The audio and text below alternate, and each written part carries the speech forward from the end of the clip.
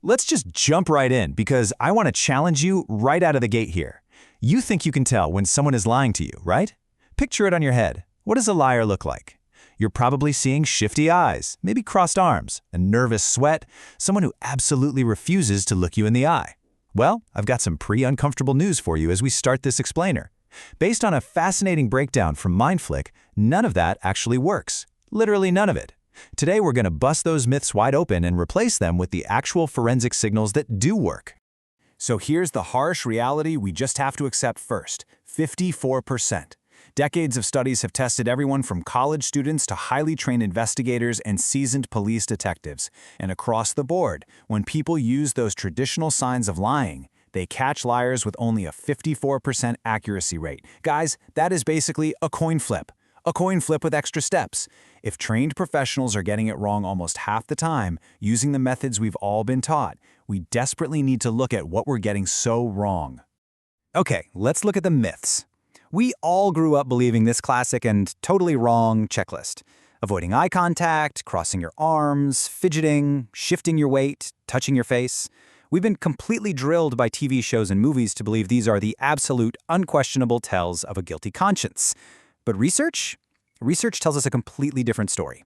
These aren't signs of guilt at all. They're just totally normal comfort behaviors. Take crossed arms, for instance. If you see someone cross their arms, they might literally just be sitting in a freezing cold conference room or trying to get comfortable in a really awkward chair. Fidgeting and touching your face? Completely relaxed, perfectly honest people do that unconsciously all day long. Now let's break down the biggest myth of the whole shebang: eye contact. If they won't look at you, they're lying. We hear it all the time, right?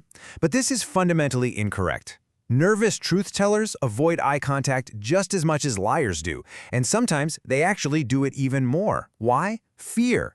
An honest person who is just terrified of not being believed will often look away because of the immense anxiety of the situation.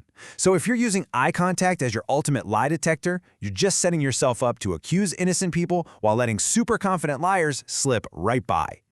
You might be wondering, why are we so bad at this? Why have we spent our whole lives relying on a coin flip checklist? Well, the truth is, it's not an accident, and it's not a flaw in human design either. We are literally wired to miss the lies. Psychologists actually have a name for this: truth default theory. As humans, we're evolutionarily wired to just assume that the person talking to us is telling the truth. And think about it, this makes total sense. This is what allows human society to function normally. If you had to intensely interrogate every single sentence your barista, your spouse, or your coworker said to you, you'd go crazy. You wouldn't be able to have a normal conversation. So our brains just default to trusting people. Most of the time, this default is incredibly helpful and correct. But here's the catch. This exact psychological gap is exactly what good liars exploit. They know you naturally want to believe them. So here is the million-dollar question. If our instincts are geared toward trusting people, and that classic TV checklist of crossed arms and shifty eyes is a complete bust, what actually works? Let's pivot away from the myths and get into the hard science. We're going to look at 3 real, evidence-backed signals that forensic psychologists actually use. All right, here we go. Signal number 1 is baseline shift. I want you to completely throw out the idea of universal tells. They just don't exist. There is absolutely no single behavior that means everyone on Earth is lying.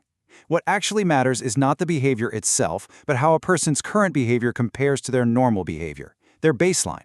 For example, if you have a friend who is normally a blunt, fast talker, and suddenly they start picking every single word with extreme care, moving really slowly and methodically, that is a baseline shift. Or conversely, maybe a usually quiet coworker suddenly won't stop rambling. The specific behavior means nothing on its own. It's the sudden shift from their known baseline that means everything. And by the way, this is exactly why it's so incredibly difficult to spot a lie from a complete stranger. You simply don't have their baseline yet. Moving on to signal number 2, sensory detail.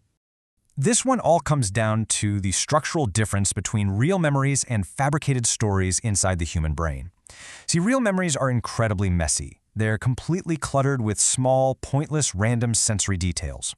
If you ask someone to recall a real event, they'll ramble. They'll mention what song was playing in the background, or a weird smell in the room, or some random comment a stranger made that has absolutely nothing to do with the main story. Fabricated stories, on the other hand, are clean. Way too clean. A rehearsed lie sounds exactly like a summary, not a real memory.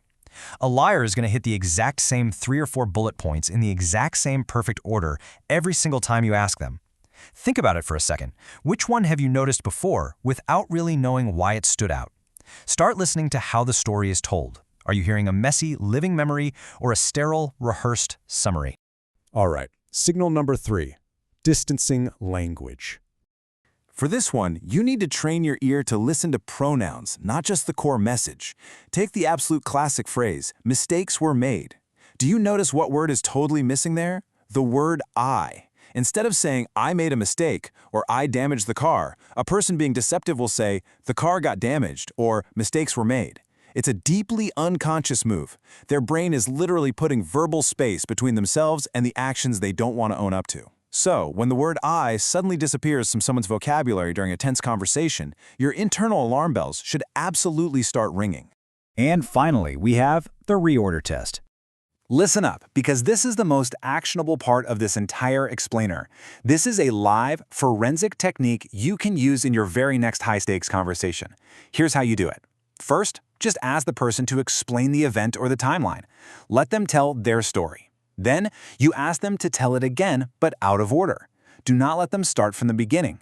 Ask them what happened right before the end and have them work backward, or pick a random point in the middle and ask them to work outward from there. Step 3, just watch the structure of the story under this new pressure.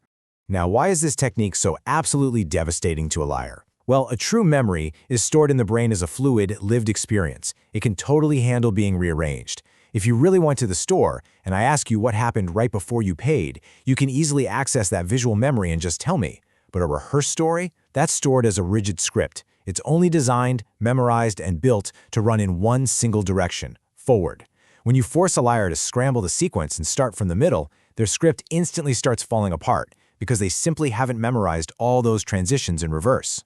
So, to bring this all together, here is your real formula for the real world. Remember, no single sign is ever a magic lie detector. Human behavior is way too complex for that. But if you combine these tools, you give yourself a massive advantage. First, establish their baseline behavior. Second, look for a pattern of shifts away from that baseline, like suddenly dropping pronouns or telling suspiciously clean stories. And finally, if you really need to be sure, apply the reorder test and see if their story holds up to being scrambled. You are no longer chasing some fake TV checklist. You're using the actual proven mechanics of human psychology. Which leaves us with this final thought. Think about the conversations you have coming up this week.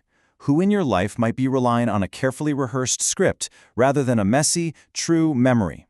And, more importantly, now that you know the real truth about truth, how will they hold up when you finally look past their eye contact and ask them to tell that story backward? Take these tools, apply them responsibly, and you'll seriously never look at a conversation the same way again.